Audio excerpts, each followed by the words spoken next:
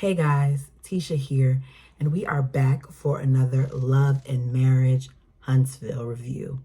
Before I really get into this episode, let me start off by apologizing for my voice in advance. Allergies, cold, I don't know what it is, but I'm here and we're gonna do this despite the producers playing in our face with this whole storyline about this vasectomy pregnancy situation. Anyways, let's go and get started. So everyone is sitting down in Houston because we know they're on their cash trip, ready to eat, and Stormy and Courtney arrive with their child in tow. We find out that they missed their flight and then they had some problems with their connecting flight. So they had their child because the nanny was unable to, catch her flight as well. So they both the nanny and Stormy and Courtney had flight issues. They showed up, but in confessionals, they're saying that they should have stayed home. And I'm like, okay, so why did they come if this is the energy that they're already bringing? If they're going to be negative this trip and Stormy is going to have her face all balled up and Courtney is just going to follow whatever Stormy has going on, then they should have stayed home. But I guess they're cast, so they had to attend.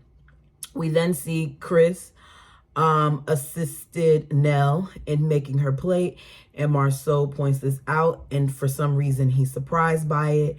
Mel then asks, have you ever fixed Tisha's plate? And he was like, yeah, I fixed her plate a couple of occasions, mainly when she was sick. They laugh about it. Maurice chimes in and says, I don't make plates either, so I can't really say anything. I think the fact that these men think that this is funny, that they're such blatant chauvinists, that it just shows like the type of men that they are. I get that you may want your plate to be made sometimes from your wife, but the fact that you're up here laughing about how you never make their plate is just really inconsiderate to me. So, the subject of what Maurice said while on the podcast with Carlos comes up. And Kimmy once again does what she's been doing, and she defends her man and says that sometimes things come out the wrong way. Mel, on the other hand, takes the stance with which, most of us would take. And she says, it's okay if things come out a certain way, but what I want to know is if in his heart he really feels that, because the things that he said and the way that he was speaking was what concerned her. So she's like, do you really feel that way? Notice he does not answer the question. What he instead says is that he feels bad that he put her in position, and he wishes if he had the opportunity to delete it, that he would delete it. And I'm like, okay, you still don't get it. You're just saying what you think the people around you want to hear, and I caught it. We then see that Martell has a wedding ring on, which I think is to get Mel's attention. Everyone is asking Mel if it's the old ring. Mel's like, I don't know. I haven't looked at it, because Mel is really not trying to have any type of connection with this man. She's really trying to stay away. And seriously, with the allegations that were going on at the time that they were filming this, I think Mel came out and said the other day that they were filming this around the time that she found out about the whole revenge porn plot. So you're going through a custody battle. Your ex tries to take your kids from you. He tries to get you to pay support to him. And then you find out that he's trying to release personal videos that you have with him. Y'all, come on. They're over there making jokes. Nell asks, okay, are you wearing it because you're trying to get back with her? And then it's this whole thing. And I'm like, okay, y'all, Mel already told you guys that she doesn't want this to become a her and Martell thing. Now, what really surprised me was that Maurice stopped in and was like, look, this is dead. We know that we're not supposed to be going here. We're not bringing up Martell Holt or Melody Rogers in this situation. And I said, okay, I actually like when Marceau does things like this, right? When he's like, Tisha's impressed. And if I'm being honest, not considering all the other stupid stuff that he did, I was like, okay, for once, somebody's kind of standing up for her. And Tisha thinks he's learning his lessons. Courtney and Stormy get up, say they have to go because their babysitters at the airport. They also let us know that they really don't want to stay there, that they're going to be staying in a hotel, not just because their child is there, but also because they don't want to share a room with a bathroom with another man. People are bringing up babies and how Marceau would never watch a baby and all that other stuff, which then somehow correlates to him and Tisha. So he asked Tisha if she told, how many people did she tell about the situation? Mel's like, what, y'all want to have another baby? So Tisha lets everybody know she took a pregnancy test because she thought she was pregnant. Everybody is laughing. Tisha is saying that he shouldn't question whether or not she was being faithful, just because she could have possibly gotten pregnant from a vasectomy. He says different things that would imply that he needs to question Tisha. It's a bunch of back and forth. And then Mel jumps to her defense and says, you're not about to sit here and use this as an excuse. Mel already saw where this was going. And the fact that Kimmy, to me, didn't have Tisha's back more in this situation annoys me, but Mel did. Mel is like, look, you're not about to do this. You're not about to use this for excuse. She's not cheating on you. She hasn't done anything to you. There are a small percentage of women who do get pregnant despite a vasectomy. Now leave her alone. She says it again, leave her alone, which to me is what her sister-in-law Kimmy should have said, especially since she's supposedly the medical one. But Kimmy very much shows that she's Mel identified on several occasions, and it makes me sick. He says that the bottom line for him is that he is sorry, but he doesn't trust her over modern science.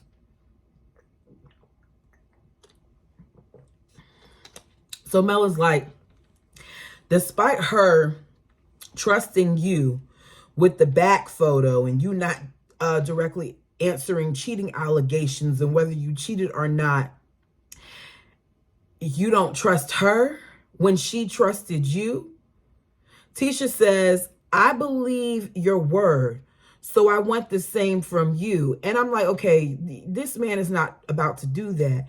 Y'all know that. They end up separating. The men go to play dominoes. The women go to the pool. So the ladies head to the jacuzzi to talk and drink wine. Tisha says when Mel comes out that she looks like Martell because it's late at night and she has on glasses. It's a weird connection, but whatever. We see Mel doing what some people do, and she's getting all her angles and taking pictures. And they're like, okay, she's really feeling herself. And she's like, this is what I do when I'm on vacation. I'm a single woman now, and I take these type of pictures when I'm on vacation. And then out of nowhere, some kind of way, she says her biggest regret is having 4 kids by a dude that never made her come. The things women do for men. The women are shocked, accusing her of lying. Mel brings up how, look, y'all saw on TV where I admitted that we had some issues in the bedroom. And we see the clip of how she's telling Martell that she would like for him to talk dirty with her. And Martell basically telling her, no, he's not going to do it. But yet he had certain expectations of Mel. She says different people are stimulated in different ways, and for her, that matters.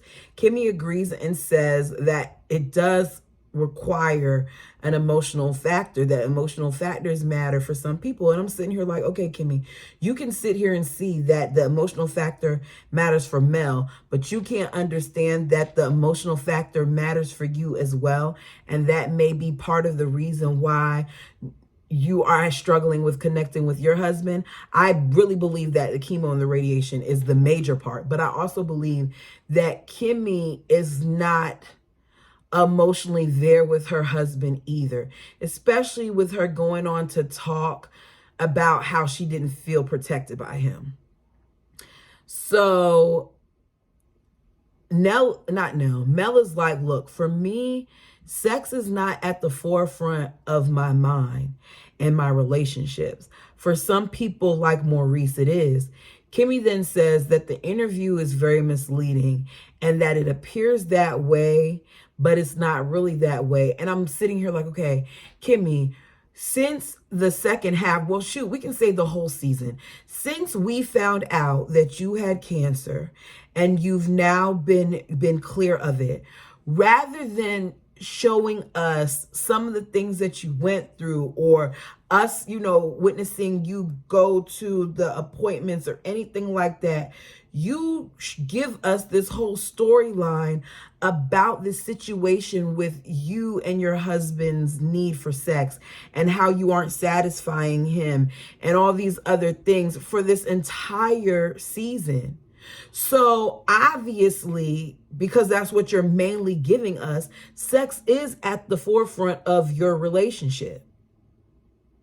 We hear again about how much Kimmy wasn't protected in the interview and how she noticed that when his ex-wife was brought up, that he protected his ex-wife, Monster's mom, more than him protecting Kimmy, who is his current wife. And Mel said that she completely understands that because she felt unprotected for many years, and that's not a good feeling. Tisha then switches it to Mel and says to her, "Did you tell him?" And you see Nell saying, yeah, she told him. And Mel is like, yes, I told him, but he did nothing to fix it. Tisha says that she trusted Marceau, but he doesn't trust her. So now she feels like she needs to take another look at him. She says, despite the things that people have said, that she's always had blind faith in him and felt like he didn't do it. Tisha's in denial. I think Tisha very much so, even though she's said that she's had blind faith in him, she hasn't. Because Tisha was going through a lot, and there were clear times where you could tell Tisha was depressed and bothered by the things that were being done and being said.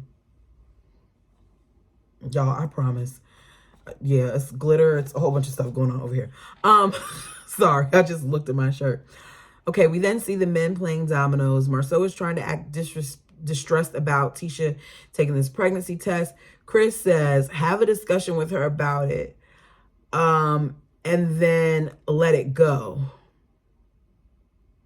which makes common sense. Maurice said he did. He said, okay, then let it go. Why is this an ongoing thing? Why is this turning into an argument?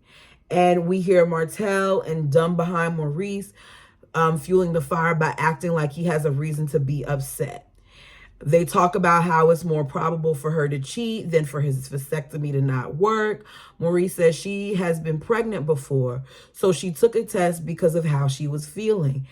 It was the possibility of it all. And Marceau is basically trying to justify his doubt in Tisha despite all the crap that he's done. I still don't understand why this is a thing. They're playing in our faces with this. He's being sued for millions of dollars right now, but we're here talking about a stupid test that Tisha took, and she's not even pregnant. So the fact that this is now the second episode, well, actually the third, because we saw when Kimmy and her first talked about, this is the third episode that we're talking about this non-existent pregnancy. It's 12:30 a.m. Tisha and Marceau are still talking about the confusion with this test. He cannot understand why he's in the wrong for not trusting Tisha. We then get clips of Martell saying that Maurice slept, not Maurice, all these M's. Marceau slept with 20 women, and hearing that he possibly rented an apartment, and hearing about him taking solo trips to Africa without Tisha, and then Kiki finding out about him sleeping with another woman and all these different things. And she says, I'm your wife and I have always trusted you and I've never given you a reason to doubt me. But rather than thinking that it was a possibility that the vasectomy didn't work, the first thing that you thought was that I cheated. Am I not saying, okay, what do I want to say? I'm not saying that he doesn't have a reason to question Tisha, but the degree that he is a bit much. I don't think, and I can't relate to this because I'm not a man, I don't think if I were a woman and I found myself in Tisha's situation and I told my husband, I took a pregnancy test. Well, first of all, I wouldn't even told my husband I took a pregnancy test because I thought I was pregnant. Once I saw that I wasn't pregnant, it wouldn't even be anything that we needed to discuss. But this is television. And for some reason, Tisha brought a pregnancy test on camera so that this could become a storyline. So we're going to go with this storyline, even though we all know that this is fake and they're going to draw this out, right? But if I were to tell my husband that I thought I was pregnant and he initially thought, okay, did she cheat on me? Would I hold it against him? No, if it wasn't something that lingered. If he asked me and I told him no, and it could, and that was that, then I think I wouldn't be mad at him. I can understand why he may have a thought, especially with, like he said, all the things that has been said about him. But the way he's dragging this out is where it becomes an issue for me. He said that right now Tisha is exhibiting gaslighting at its finest. He said he is not that guy who wouldn't think that his wife isn't cheating on him when she says, even though you have a vasectomy, I might get pregnant. He knows math and he knows probabilities. She says, who the F do you think I am? She knows who he is, but obviously he doesn't know who she is. And that's something that she needs to consider. And rather than thinking about her feelings, he continues to say that she's gaslighting him. Maurice is in the hallway and he's hearing all of this commotion because they're loud. He knocks on the door. Tisha comes out, says, I'm going to sleep in the other room. Maurice is saying that I get the both of your points. While he's talking to her, Marceau comes out and he doesn't want him to talk to her, but he continues to talk to her. Tisha basically says, look, I'm disappointed because here I am saying I have all these symptoms.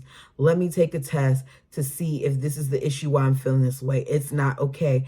Now I need to set up an appointment, which I have with a doctor. And rather than him being concerned about that, his major concern is whether or not I cheated on him. He says you have to think he's playing probability, not possibility. And I just think it's dumb. Tisha goes to another room, goes to sleep. 2 hours later, we see that Martell is going to the door to bring in a woman whose face is blurred out. Maurice sees it. It's not the side, Miss Curry, because he says that it's someone that he's never met before. And we know he's met the side.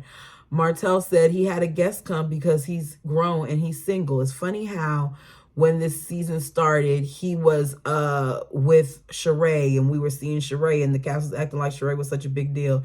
And then she turned into his friend girl and now it's nothing. Martell talks to, that's the end of that. Next scene, next day. Martell talks to Marceau. Tisha didn't sleep with him and he's continuing to act like something was done. Kimmy and Tisha are talking about this. Tisha is laughing about this, but it's not fair to her if this is really true because he's cheated and we've seen all the different accusations. Kimmy says that there are very few men that can get over cheating. And Tisha's like, well, I can't get over it either. He then is there talking to Martell about how Tisha gets a whole bunch of people probably in her DMs telling her things like, girl, you look good, or leave him, or he's this and he's that. And it could be a thought that goes in her head. Martell then tells shows his hand, lets it be known that apparently he'd been watching Tisha. We already knew he was because he's commented on her appearance a couple times. He's like, T looking good. She got a new body. She's wearing different types of clothing. She's just looking better. He better watch out. Meanwhile, we have Kimmy making excuses for him once again, and Tisha's expected to brush it off. Marceau is not going to let this go, and Mel already knew. Tisha, if this is true, get out. Because his reaction to me is of someone who cheats. Let me tell you something. I'm going to give y'all a little bit of my personal business. My ex was a lot like, well, let me not say a lot like, had some of the characteristics of Marceau, as far as wanting me to perform wifely duties, wanting me to do certain things around the home, to not be out as much, to basically have certain aspects of my life centered around him, right? And he would accuse me of things sometimes because, as I found out later on, he was cheating on me. And a lot of what I'm seeing, a lot of the way that he's acting is of someone who is a cheater. So now he feels like he's being cheated on. We then see Nell and Fletcher setting up some team building exercises with hopes to adjust attitudes. It's Wednesday. We find out that why did I say it's Wednesday? I don't know what day it is. We see that Kiki called Nell because she wanted to be a part of the trip. Nell knows that this is going to be an issue and has agreed to let her come as long as she apologizes. Fletcher says, you should have waited. She couldn't wait till we came back to Alabama, which is true. Chris says, you're letting her come is probably going to end this entire trip. It's going to look bad on our parts because we're basically new to this group. And Nell says that we are mentors to everybody. I don't understand when they became self-appointed mentors, but I guess she's calling herself a mentor. She said, look, I invited her and I need you to support me. Chris says, we don't need to figure out anything. You need to figure this out because you invited her. Nell says, well, some type of mentor you are, and I will figure it out. Chris then tells her on a lighter note, Martell had someone come in here in the house last night. I don't know how he thought that would be a lighter note, but he thought it would be a lighter note. And Nell says, you talking about me inviting Kiki and he did that? He should have did that somewhere else, which he could have. The person seems to live out there, so he could have went to see the person. Oh, wait, he probably didn't have money for that. I was going to say, or he could have got a hotel room like Courtney and Stormy did, but apparently, I'm going to guess he didn't have money for that. So Nell is bothered because she feels like it's disrespectful because Mel is in the house. And for some reason, Chris says it's not disrespectful. They're not married, but it is disrespectful. Because had the roles been reversed, and if Mel did what he did by bringing another man into that home, you all would have never, ever heard the end of it. So, yeah, Chris, I need you to realize the hypocrisy in what you're saying. That's basically it. This episode was a little bit better than previous ones, but this Tisha and Maurice storyline, I don't buy it. I feel like they don't have anything else to give. And the fact that that is what we kept talking about when there was so many other things going on at this time period is crazy to me.